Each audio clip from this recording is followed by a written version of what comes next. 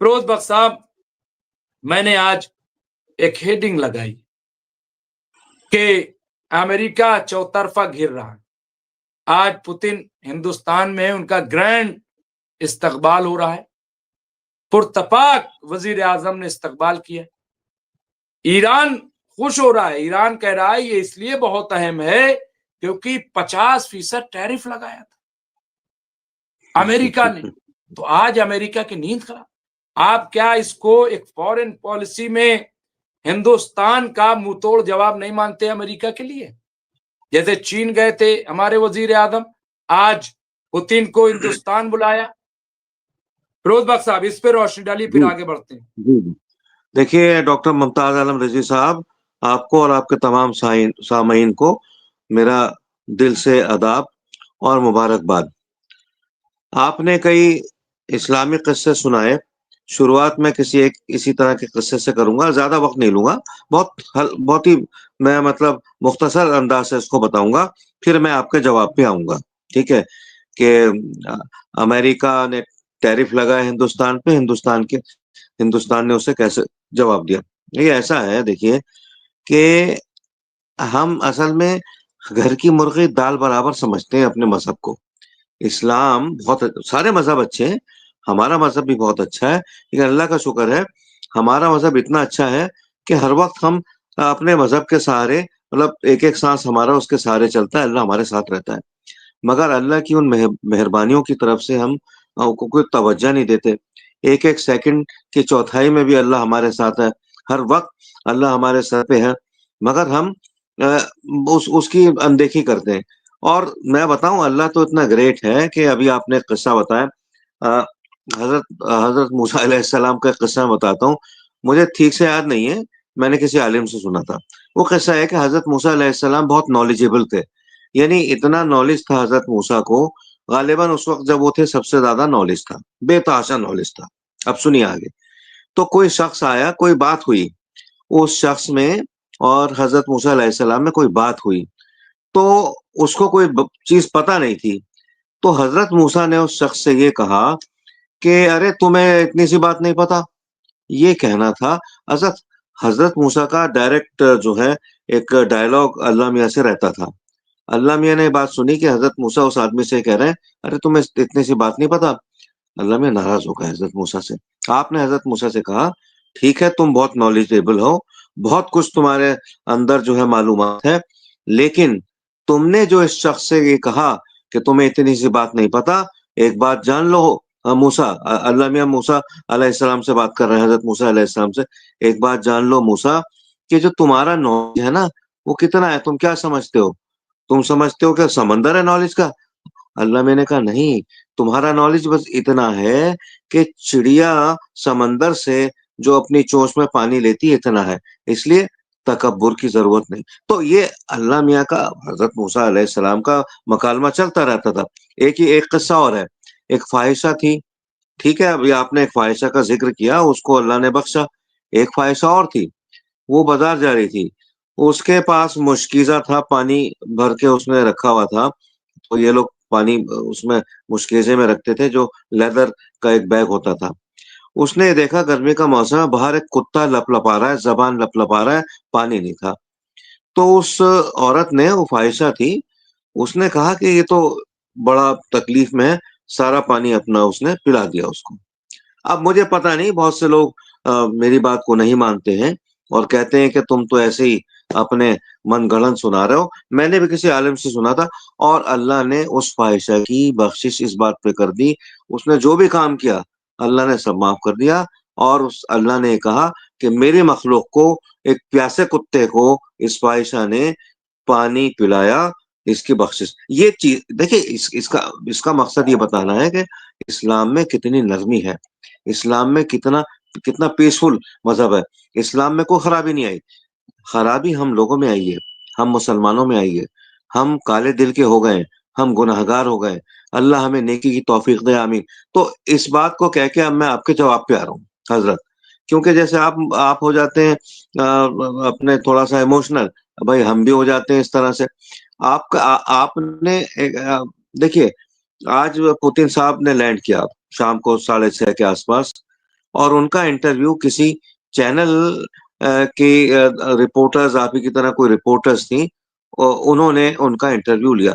उस इंटरव्यू में जो भी सब चीजें, उन्होंने एक बड़ी साफ बात कही कि मिडल ईस्ट में जो ये लड़ाई हो रही है गाजा और इसराइल में, उन्होंने बड़ी सफाई के साथ ये कहा कि यहाँ पर एक तो एक जंगबंदी फौरन होनी चाहिए, और गाजा एक और फलस्तीन फलस्तीन और इसराइल, ये दो एक मतलब ये है कि टू स्टेट पॉलिसी आनी चाहिए। ये बात उन्होंने उस इंटरव्यू में कही।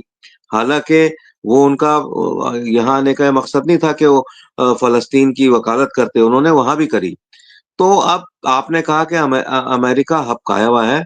अमेरिका काफी हद तक जो है बहुत नर्वस है, क्योंकि अमेरिका ने समझा, जैसे पहली सरकारें थी, देखिए अमेरिका भी बड़ा कंट्री है, हिंदुस्तान के आज भी अमेरिका से अच्छे ताल्लुकात हैं और रहेंगे, हमेशा रहेंगे। लेकिन अमेरिका जब पहले आंखें दिखाता था तो वजीर आजम थोड़ा सा जरा दाएं बाएं झांकने लगते थे। लेकिन हमारे जो है वजीर आजम है, ये वजीर आजम हर हिंदुस्तानी के हैं, और मुल्क की आफियत के लिए हैं। जब अमेरिका ने आंखें दिखाई हिंदुस्तान को, ताना दिया, टैरिफ बढ़ा दिया, तो वजीर आजम ने कहा कोई नहीं, मैं तो अपने मुल्क के लिए हूँ, मैं अपने मुल्क के लिए कहीं से भी, जो जहां से भी मुराद मिलेंगी, अमेरिका मुझे आंखें दिखा रहा है, अमेरिका मुझे जो है ये है कि अकड़ रहा है मुझसे, कोई बात नहीं है। और पूरी दुनिया पड़ी है, तो उन्होंने पूरी दुनिया को, पूरी हिस्ट्री में शायद हिंदुस्तान के साथ ऐसा नहीं हुआ होगा कि अमेरिका को इस तरीके से जो है साइडलाइन किया हो। और साइडलाइन इसलिए किया कि अमेरिका ने पहले डबल लगाया, फिर तिबल, यानी अमेरिका ने तो हद कर दी ट्रम्प साहब ने। आज की तारीख में मैं आपको गारंटी से बता रहा हूँ, ट्रम्प साहब भी एक इंसान है, हाड़ मास के बने हुए हैं, अमेरिका के प्रेसिडेंट, बहुत बड़े आदमी है। मैं तो I am very small fry, मेरी तो कोई औकात नहीं है कुछ भी। लेकिन मैं आपको गारंटी से कह रहा हूँ, आज ट्रम्प साहब को नींद नहीं आएगी। जो उन्होंने केमिस्ट्री देखी है पुतिन में और मोदी साहब में, अब उनको नींद नहीं आएगी सारी रात, और नेतन्याहू को भी नींद नहीं आएगी। और अगर अच्छी नींद आएगी तो हमारे जो ईरान के जो सर्वे सर्वा हैं, खामिनेई साहब, इंशाल्लाह बड़ी आराम की नींद वो सोएंगे।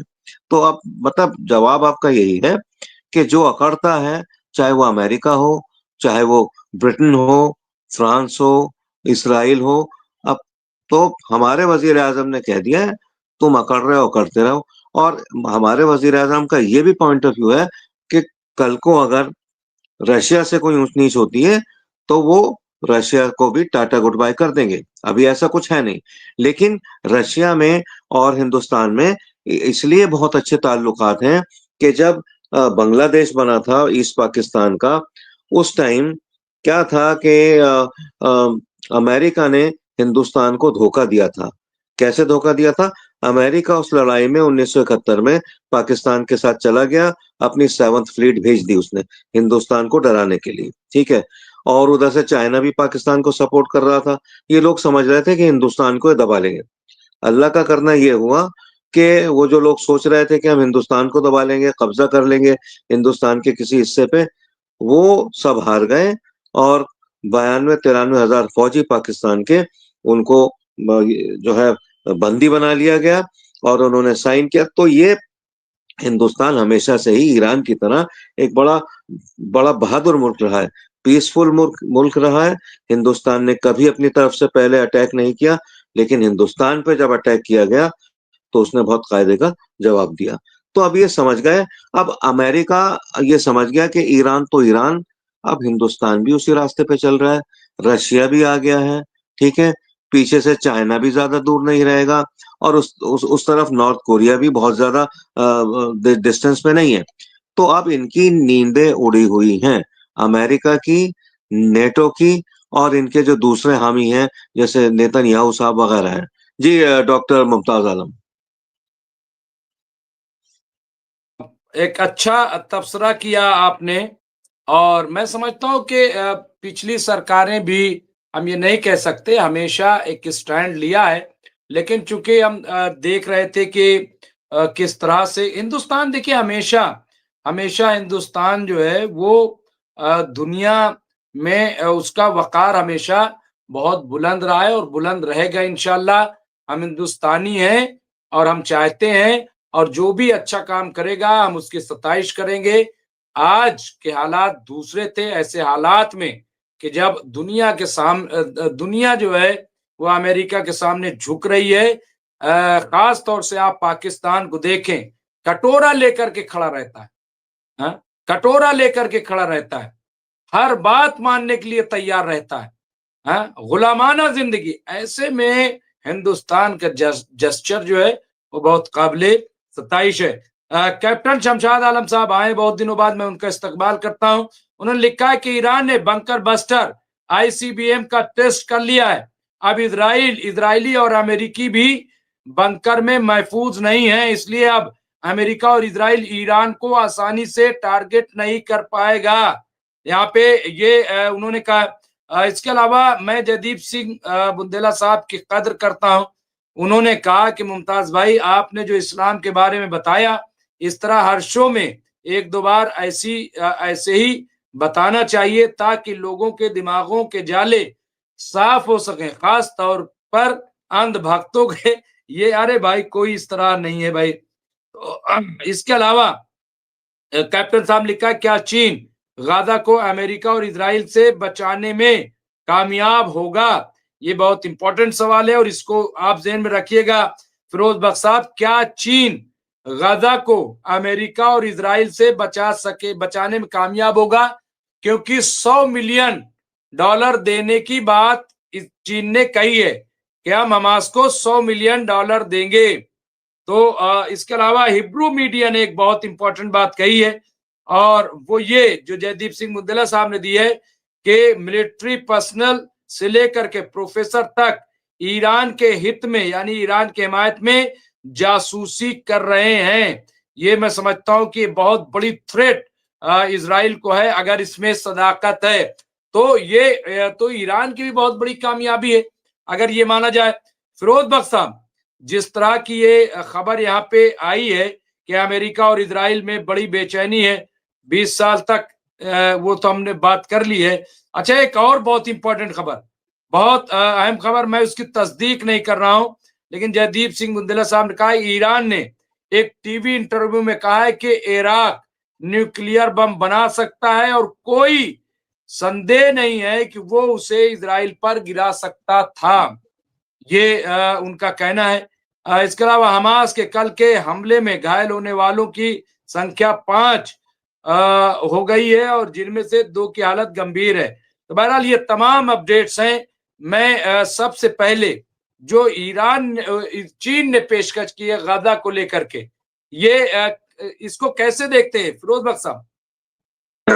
देखिए डॉक्टर मुमताज, चीन ने एक अच्छी पेशकश की है, और चीन जो ओरिजिनली चाहता है गाजा की मदद करना, लेकिन चीन गाजा के साथ डायरेक्टली नहीं आएगा। चीन डायरेक्टली किसी के साथ नहीं आता। पाकिस्तान के साथ चीन नहीं आया। छोटी बड़ी 5 जंगें हुई इंडिया पाकिस्तान में, डायरेक्टली चीन ने कभी भी पाकिस्तान की मदद नहीं करी। ठीक है, हथियार इधर से उधर दे दिए। चीन अभी भी गाजा को पैसे से या हो सकता है हथियारों से कुछ मदद कर दे, लेकिन यह है कि वो कुछ हद तक ही है। ठीक है, ईरान अपने अच्छा, में यहाँ मैं क्लियर कर दूं, जयदीप सिंह बुंदेला साहब ने कहा है कि नेतन्याहू ने कहा था इराक के परमाणु के बारे में गलती से ईरान लिख गया था, कि यानी ये नेतन्याहू ने दावा किया था कि इराक जो है वो परमाणु बम जो है वो बना सकता था और वो गिरा सकता था। ऐसा ये ईरान ने नहीं, ये ईरान ने एक टीवी में इंटरव्यू, ईरान ने नहीं बल्कि इजराइल ने एक टीवी इंटरव्यू। जी नहीं नहीं, ये तो देखिए, इराक और बल्कि मैं कहूँ सीरिया, इन दोनों ने अपने एटॉमिक जो रिएक्टर्स वगैरह है काफी हद तक इन्होंने आगे तक पहुंचा लिए थे, लेकिन इनको गालिबन इफ आई एम राइट शायद 82 में जो है उनको तबाह बर्बाद कर दिया था इराक के रिएक्टर्स को। और ये मतलब अमेरिका का यही है दादागिरी कि अगर कोई अपने लिए कोई काम करे, बड़ा काम करे, इन्होंने तो अपने सैकड़ों अपने एटॉमिक जो है बॉम्ब बना रखे हैं, अपने जो इनके जो हिमायती हैं या इनके ये समझिए कि पिछलग्गू हैं इसराइल जैसे, उनको भी दे रखे हैं। एटॉमिक बॉम्ब बनाने का मतलब ये नहीं है गिरा सकता था। नेतन्याहू जो कह रहे हैं बिल्कुल फासिक झूठ बोल रहे हैं। इराक बिल्कुल तकरीबन एटॉमिक बॉम्ब बनाने के बिल्कुल उस पे था, कगार पे था, और वहां जाकर उस पे हमले कर दिए गए अमेरिका की मदद से, इसराइल ने सारा। लेकिन अगर वो बम बना लेता तो गिराने का कोई मतलब नहीं था। ठीक है, एटॉमिक बॉम्ब गिराने के लिए नहीं बनाया जाता, क्योंकि जिस दिन एटॉमिक बॉम्ब कहीं भी किसी ने भी गिरा दिया, मान लीजिए इंडिया ने पाकिस्तान पे गिरा दिया, पाकिस्तान ने खुदा ना खास्ता इंडिया पे गिरा दिया, या रशिया ने यूक्रेन पे गिरा दिया, तो वो दुनिया के खात्मे की शुरुआत होगी। लिहाजा 1945 में जो एटॉमिक बॉम्ब गिरा था, वो तो बहुत छोटी इंटेंसिटी का था, मामूली, फिर भी कितनी बर्बादी उससे हो गई। लिहाजा ये एक इस तरह का, जैसे एक एक पासपोर्ट है ना, पासपोर्ट जब आपको बाहर जाना होता है तभी इस्तेमाल किया जाता है। बहुत से लोग पासपोर्ट बनवा लेते हैं लेकिन सारी सारी उम्र नहीं बाहर जाते। उसी तरह से एटॉमिक बॉम्ब का भी है, बना के रख लिए जाते हैं, और एक डेटरेंट जिसको बोलते हैं ना, कि भाई हमारे पास भी एटॉमिक बॉम्ब है, हमसे ज्यादा मतलब छेड़छाड़ मत करना, टेढ़ी आंख से हमें मत देखना। ठीक है ना। तो अब छोटा सा एग्जांपल ले लीजिए, इंडिया पाकिस्तान दोनों के पास एटॉमिक बॉम्ब्स हैं। लिहाजा कुछ हद तक तो झड़पें, छोटी मोटी जंगें हो जाती हैं, लेकिन इंडिया पाकिस्तान में जहां तक मेरा ख्याल है, शायद बड़ी जंग नहीं हो। ठीक है, कुछ हद तक होगी जंग, अगर होगी, लेकिन बड़ी जंग नहीं होगी, क्योंकि दोनों एटॉमिक ताकतें हैं। और मैं तो कहता हूं कोई भी जंग ना हो, कोई झड़प ना हो, कहीं भी ना हो। तो अब जहां तक चीन का ताल्लुक है, चीन ने ईरान की मदद की है। चीन ने ईरान की सब तरीके से मदद की है। लेकिन चीन का मसला ये है कि चीन जो है एक हद तक तो मदद करता है, लेकिन उसके बाद वो सामने नहीं आता है, मदद नहीं करता है। तो अब हम तो ये दुआ करेंगे कि चीन जितनी मदद कर सकता है करे। ठीक है। हाँ, ये हमने जरूर सुना था, जो ऑपरेशन सिंदूर हुआ था, नंबर वन, इसमें बेशक चीन का जो एक नेटवर्क था हवाई जहाजों का, जो उसका एस्पिनाज सारा था, वो उसने पाकिस्तान को दे दिया था। ठीक है, इस हद तक तो उसने कर दिया था। बाकी मैं नहीं समझता कि चीन डायरेक्टली अपने पायलट भेज दे, या अपने टैंक वगैरह जो है उनको चलाने वाला भेज दे, हथियार चलाने वाले भेज दे। इस तरह से चीन नहीं करता है। और जहां तक मेरा ख्याल है, एक मर्तबा किया था चीन ने, वियतनाम में किया था। तो ठीक है, लेकिन चीन को मदद करनी चाहिए ईरान की, क्योंकि ईरान के ऊपर एक बहुत बड़ा बड़ा मोटा दुश्मन जो है वो ईरान के साथ लगा हुआ है, जो कि अमेरिका है। जी डॉक्टर रजवी।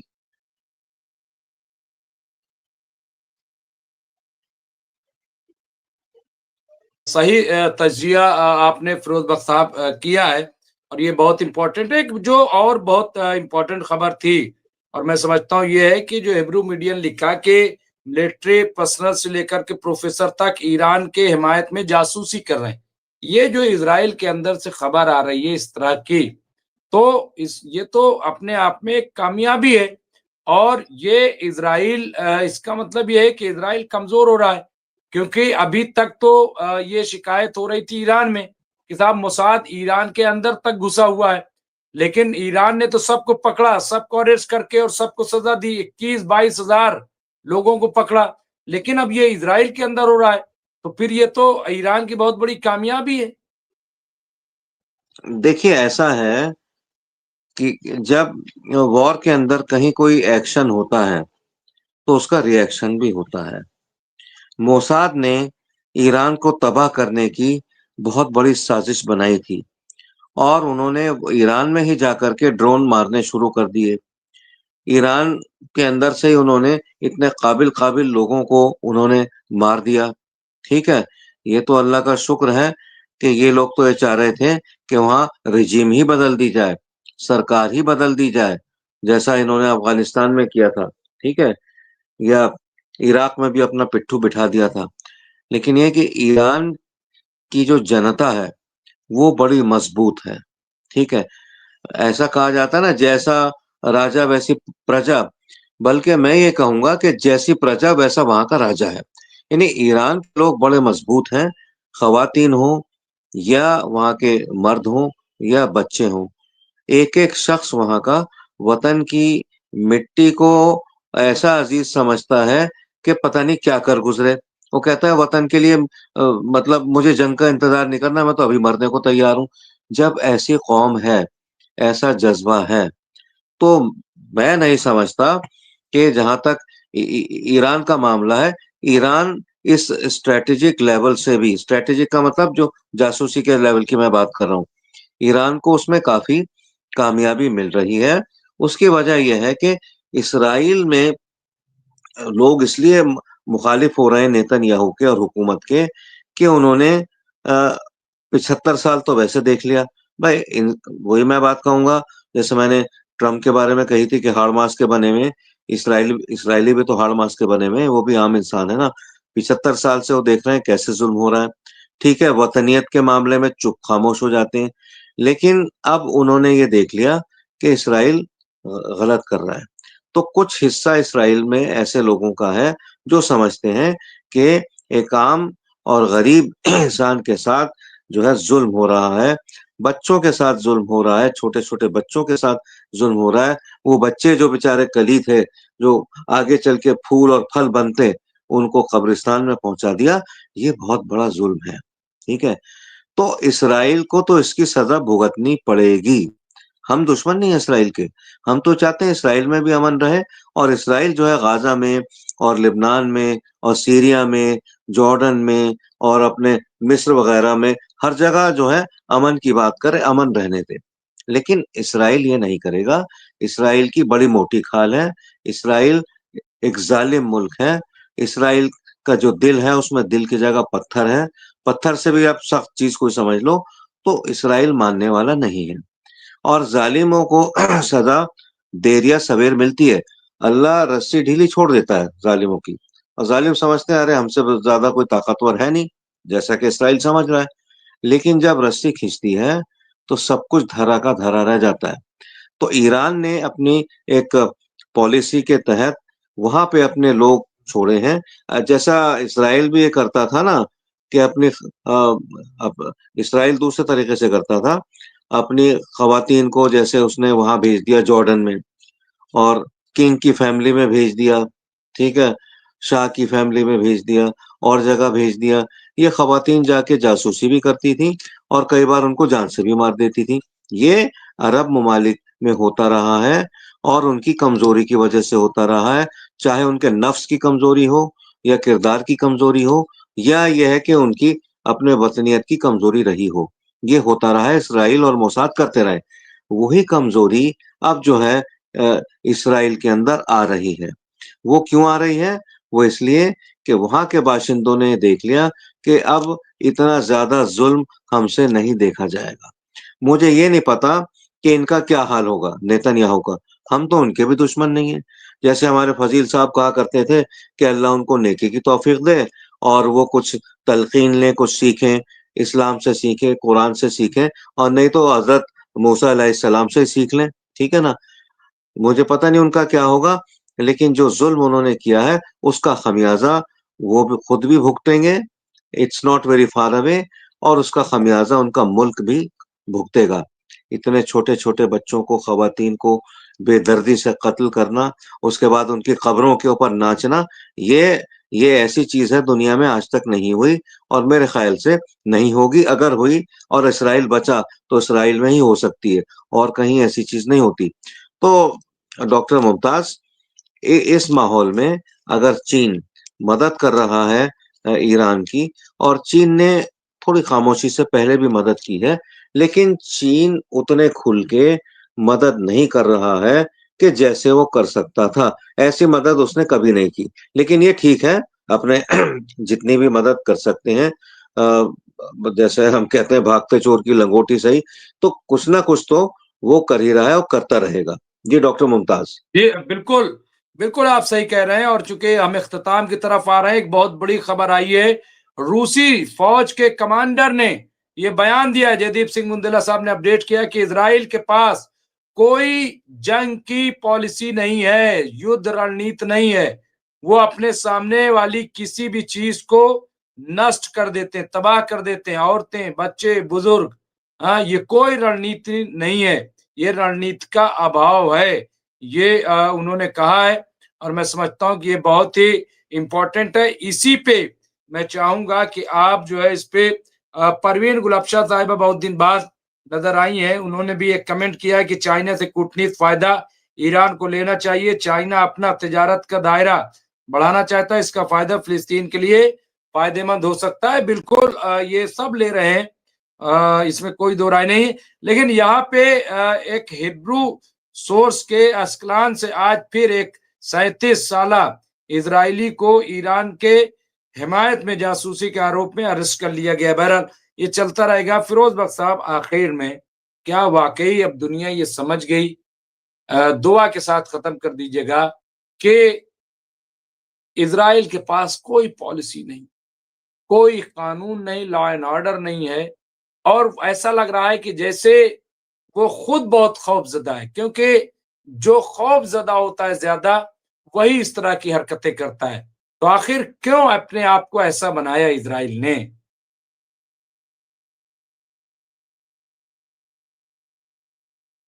अपने आप को ऐसा हरगिज नहीं बनाया, वो पैदाइश से ही ऐसा है। और वो अपने को और भी ज्यादा, ये जो सेहूनियत है, और भी ज्यादा अपने को गलीज, नीच और जालिम बनाते जा रहे हैं। वो तो पैदाइश ही उनकी ऐसी हुई, बना क्या लेंगे। उनका तो शुरू से यही है कि सामने जो भी मुस्लिम है उसको जितना नुकसान पहुंचाया जा सकता है उसको पहुंचा दो। और ये ईसाइयों का भी ध्यान नहीं रखते। इन्होंने वहां जो अपने गोलान हाइट्स में जो आगे बढ़े हैं, अगर इन्होंने उनको भी नुकसान पहुंचाया, क्या नाम, क्रिश्चियंस को, तो ये तो किसी को खातिर में नहीं लाते। और एक इसराइल को तो मैंने हिंदुस्तान के हिंदुओं के खिलाफ बोलते हुए देखा, वो कह रहा था इन सबको खत्म कर देना चाहिए। तो ये वो कौम है, सेहूनी कौम। देखिए, इसमें ज्यादातर लोग खराब हैं, कुछ लोग अच्छे भी हैं, लेकिन अच्छे इसराइली कम हैं। The good Israelis are lesser and the bad Israelis are more. तो इसमें ये बने हुए शुरू ऐसे हैं। आपने बात करी कि ये बेदरग कोई पॉलिसी नहीं है, जो जैसे रूसी कमांडर ने कहा, ये बेदरग मार देते हैं किसी को भी। ये बिल्कुल सही कहा उसने, ठीक है। और अभी आज हमारी, आप भी उस बहस में थे वहाँ एक चैनल के ऊपर, तो हमारे एक साथी साजिद रशीदी साहब ने एक बड़ी सही बात कही इस्लाम के ताल्लुक से, जिहाद के ताल्लुक से।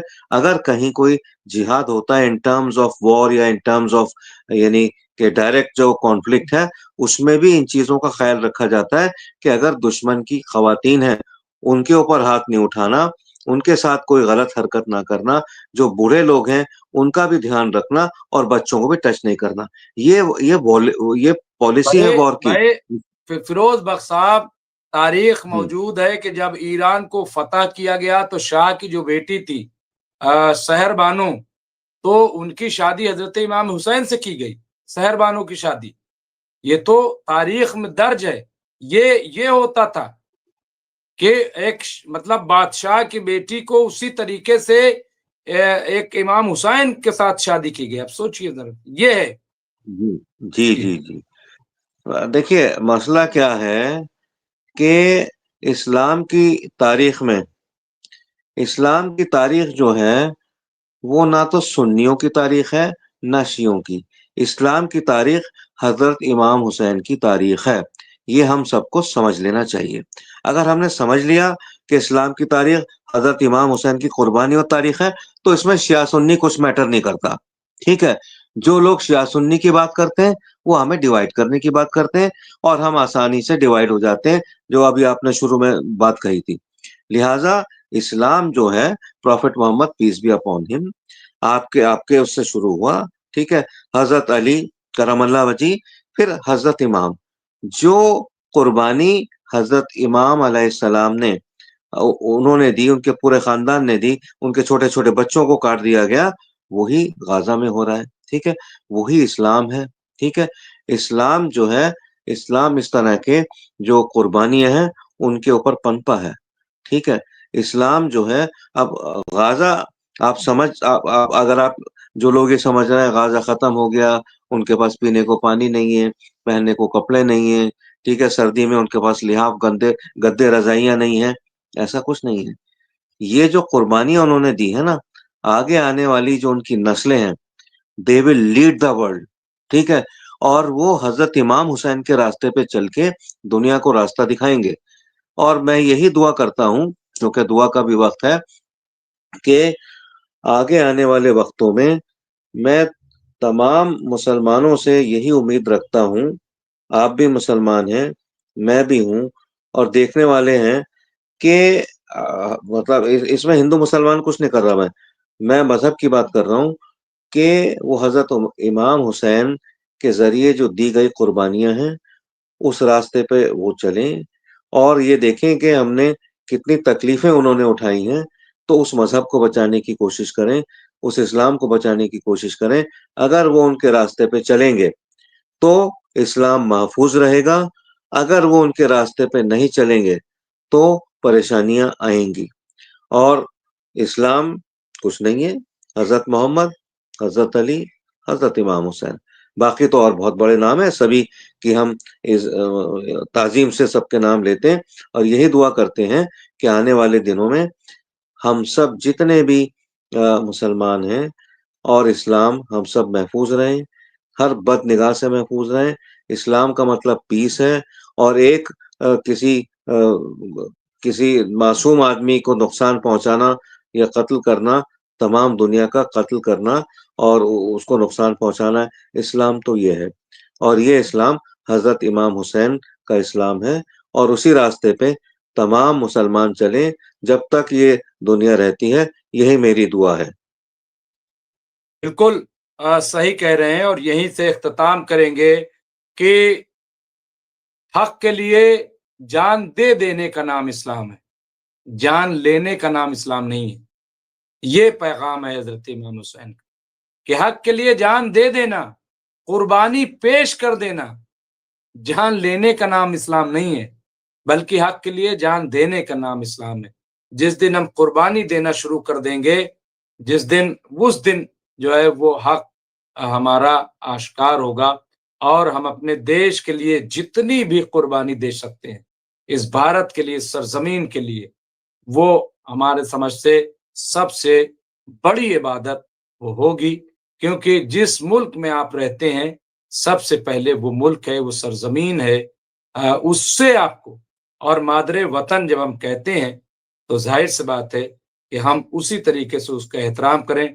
लफ्जें बदली जा सकती हैं, लेकिन उसका किरदार नहीं बदला जा सकता। हम इस सरजमीन से पैदा हुए, इस सरजमीन से उगे हुए अनाज को खाते हैं, इस सरजमीन पे छत बना करके अपने आप को ढकते हैं, और इस सरजमीन पे फख्र से सीना चौड़ा करके दुनिया के सामने कहते हैं कि हम हिंदुस्तानी हैं, हम भारतीय हैं। यही हमें ख्याल रखना चाहिए। बहुत बहुत शुक्रिया फिरोज और बख्श साहब। और मुमताज साहब, इसी प्यारी सरजमीन में अपनी आखिरी सांस के बाद हम इसी में मिल जाएंगे, इसी मिट्टी में दफना दिए जाएंगे। तो सरजमीन बिल्कुल का तो इतना एहसास हमारे ऊपर है।